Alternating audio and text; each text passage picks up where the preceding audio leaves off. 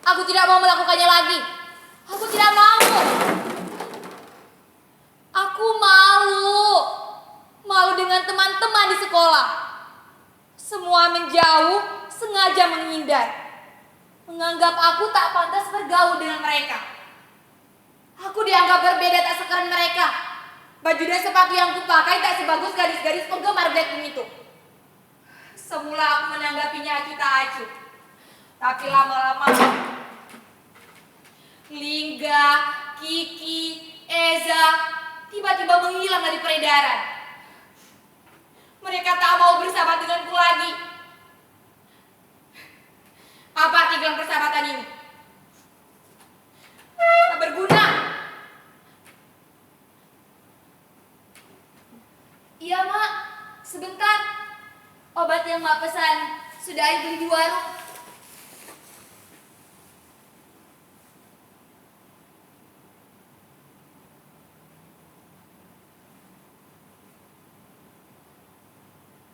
Sudah hampir sebulan Mak sakit. Aku belum sanggup membawanya ke dokter. Kata orang biaya berobat ke dokter itu mahal. Apa? BPJS? Dari mana kami membayar cicilan setiap bulannya? Bu Siti yang kerja di puskesmas pernah bilang iuran BPJS yang menunggak atau tidak dibayar terancam terkena denda. Ya sudah, orang susah dilarang sakit. Itulah mengapa sudah sebulan ini aku menggantikan pekerjaan emak, berburu karton, koran, dan botol bekas ke warung-warung dan toko. Sering aku memungut barang bekas yang sengaja dibuang sembarangan. Aku tak habis pikir kenapa orang-orang membuang sampah sembarangan. Tidakkah mereka tahu bahwa tindakan mereka itu akan merusak bumi yang kita tinggali ini? Sedangkan tong sampah dibiarkan kosong tak berfungsi sebagaimana mestinya.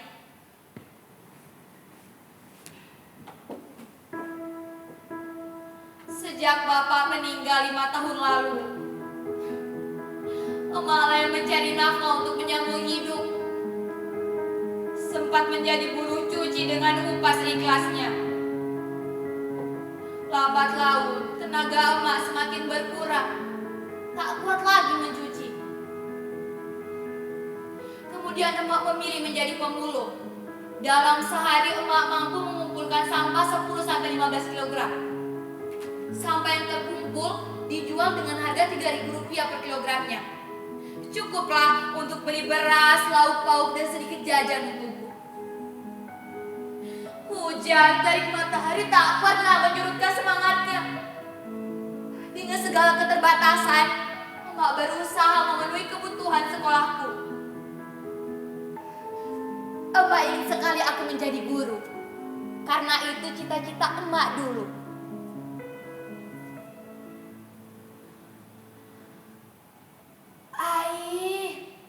Bagaimanapun pedihnya hidup, ingatlah kamu masih punya Tuhan.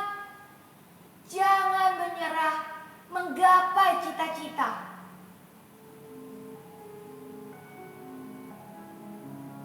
Begitu pesan emak. Saat ini, emak sakit keras.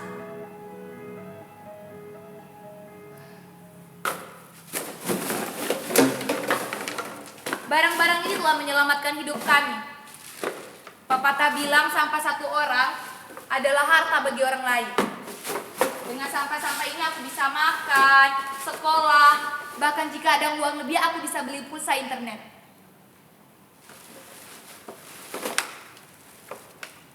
Lihatlah langit biru ini. Kesanalah matamu harus memandang. Apa yang kamu lakukan akan jadi cahaya bagi orang lain. Berapa ton sampah yang telah kau dan emak selamatkan? Jika tidak, sampah-sampah ini akan menguburmu.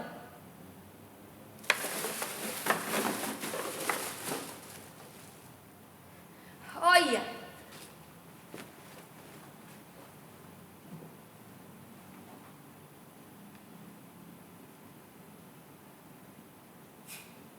kalian pasti bertanya, kenapa aku bisa memiliki handphone Android ini? Iya kan?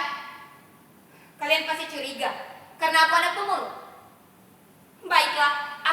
sedikit bercerita. Dalam rangka memperingati acara 17 Agustusan tahun lalu, Pak Lurah meminta aku untuk mengumpulkan teman-teman mengikuti lomba gerak jalan. Aku ditunjuk menjadi kepala regu. Meski awalnya ragu, kami berlatih sangat keras. Dan akhirnya regu kami menang. Sambil memegang kumisnya, Pak Lurah bilang begini. "Ah, ini, kamu hebat. Jempol untuk kamu. Tunggu bonus dari Bapak ya." Nah, jelas kan asal-usul handphone ini? Handphone ini pemberian Pak Lurah sebagai bonus. Tuhan memang maha adil. Di saat dibutuhkan, di saat itu pula Tuhan memberikan jalan. Ya, sampah plastik menyebabkan pencemaran tanah karena sifatnya yang sulit terdekomposisi. Plastik membutuhkan waktu 10-20 tahun untuk dapat terurai secara alami.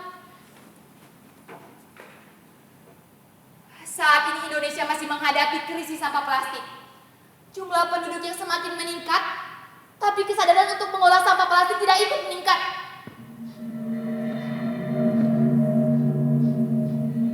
Di mana ini? Langit pekat, pohon-pohon mati. Panas sekali. Air.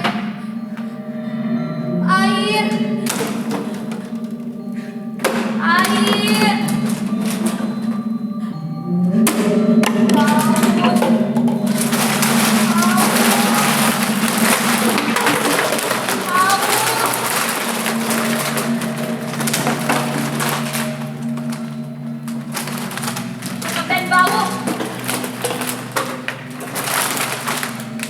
Lihat, kedua mata orang-orang itu memerah. Kulitnya mau lepas. Pergi. Jangan pergi.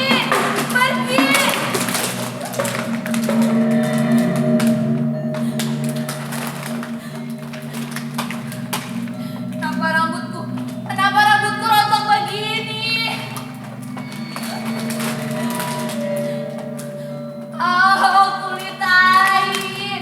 Kulit air melepuh. Tak bisa bernafas. Tolong.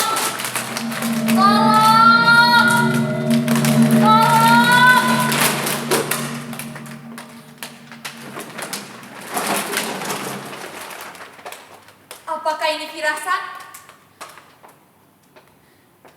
Tangan kecil ini harus berbuat sesuatu.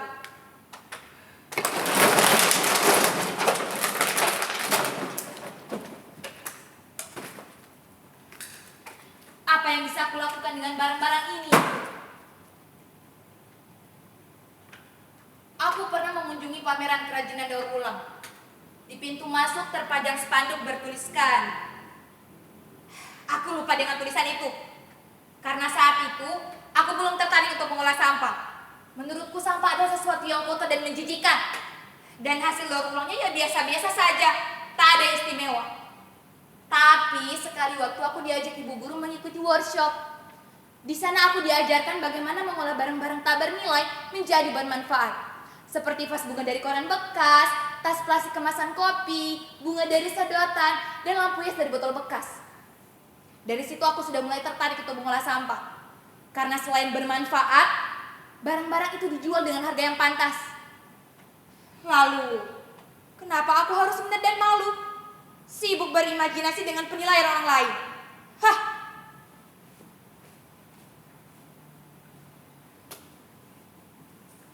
Cuaca sangat cerah.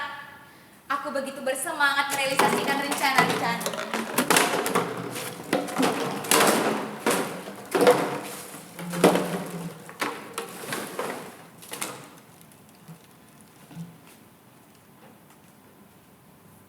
Siapa?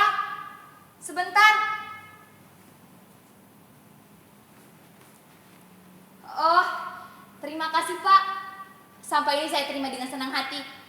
Semoga warung Bapak semakin laris ya Pak.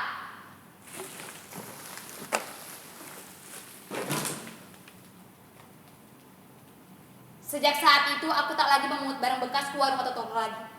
Mereka dengan senang hati mengantarnya ke rumah. Akhirnya masyarakat yang ada di lingkungan ini memiliki kesadaran memilah sampah dari rumah. Ini kemajuan berarti. Nah, dari postingan media sosial, aktivitas daur ulang akan ditonton lebih banyak orang.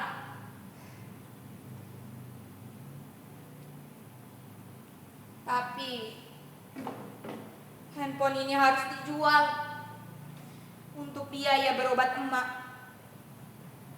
Emak harus sembuh dari sakitnya. Ia harus segera dibawa ke dokter.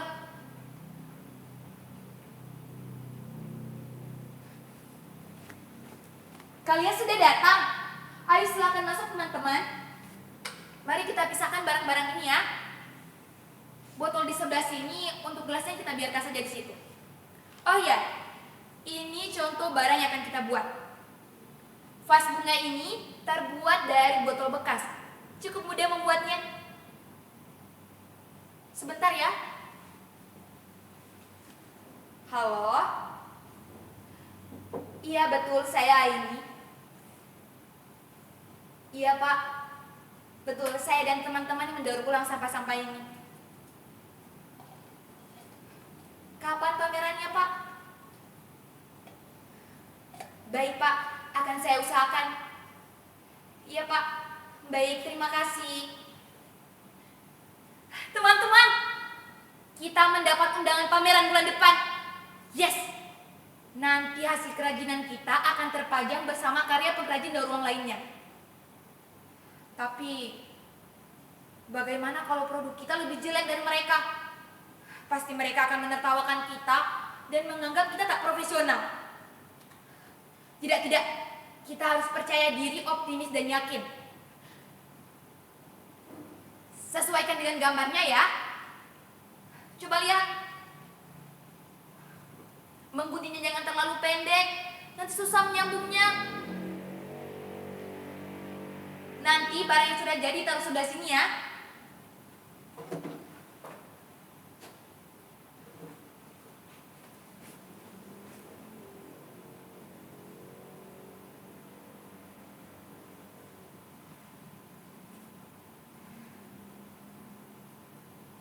Aku baru saja mengantar emak pergi ke dokter.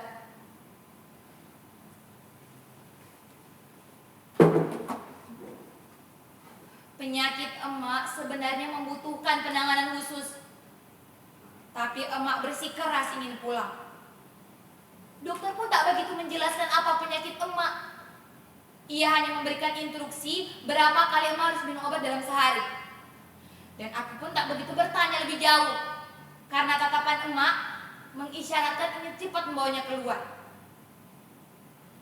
Di perjalanan emak sempat berbisik.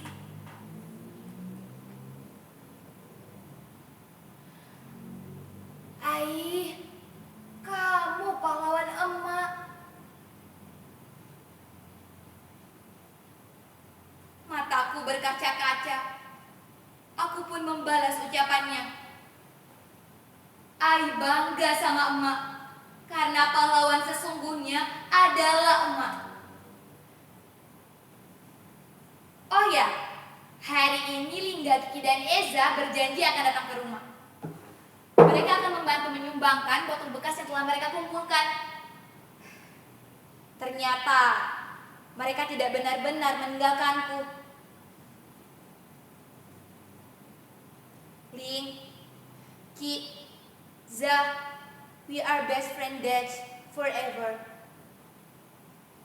Tuhan, terima kasih telah mengembalikan hari-hari baik kepadaku. Mak,